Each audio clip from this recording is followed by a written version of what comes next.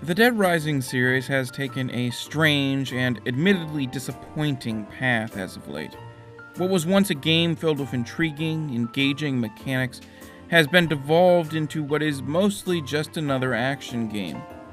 So this week, I thought I'd go back and take a look at the game that started it all. Does it still hold up? Is my reverence for the earlier games in this series actually warranted?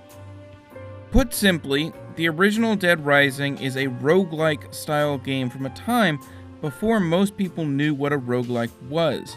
This was before the term roguelike had been co-opted by the mainstream, when it was still quite literally used to mean games that were like Rogue. But Dead Rising checks quite a few of the boxes associated with the genre in its modern form. Extremely high probability of death, a punishing save system, and constant repetition. It takes a great game to really master the art of that repetition, though. When I try to think of examples of games that use repetition to their advantage, every single one I can think of are the best of the best. Games like Dark Souls, Hitman, and Dead Rising still absolutely sits atop the massive heap of zombie games, and it does so by making itself stand out in a slew of ways. But what exactly is Dead Rising on a more down-to-earth, granular level? One might be tempted to call it an elaborate tech demo, with its massive number of on-screen zombies, all fully interactive.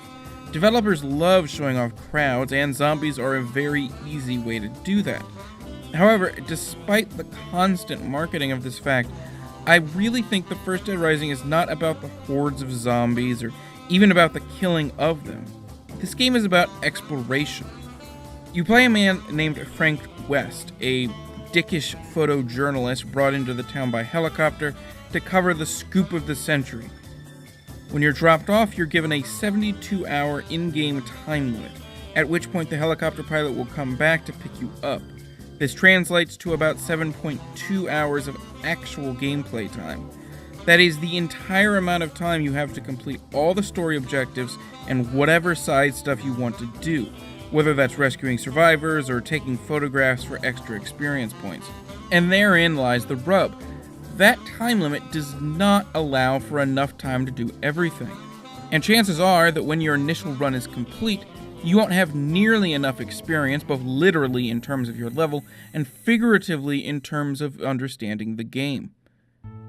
It's here that the mechanic most ahead of its time comes into play. A new game plus type mode that doesn't actually require you to complete the game. At any point, you can choose to restart from the beginning, maintaining your level, and even more importantly, your knowledge of the game's world. Add to that particular system the fact that saves are both manual and few and far between, and you'll be replaying sections quite a few times, both within specific playthroughs and throughout all of your playthroughs. The beauty of Dead Rising is that every time the save system screws you over, or you choose to restart the game, you're learning things. You're learning where things are in the world, when things happen, how they happen, and how to most effectively approach the game's limited time frame, achieving the maximum amount possible. Through repetition, you eventually learn how to get through the game in the best way you can and get the best ending. Now, a lot of times you do die because of things that can be hard to control.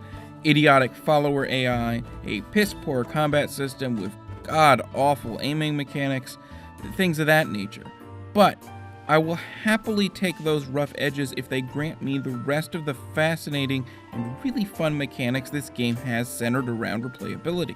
And in fact, when Capcom moved to smooth out this game's rough edges in following installments, I would argue that they ended up making it significantly less enjoyable. So to answer my initial question, yes, the original Dead Rising still holds up. And in fact, I found it far more enjoyable than the later iterations in the series. Streamlining subsequent entries in a series isn't always the answer.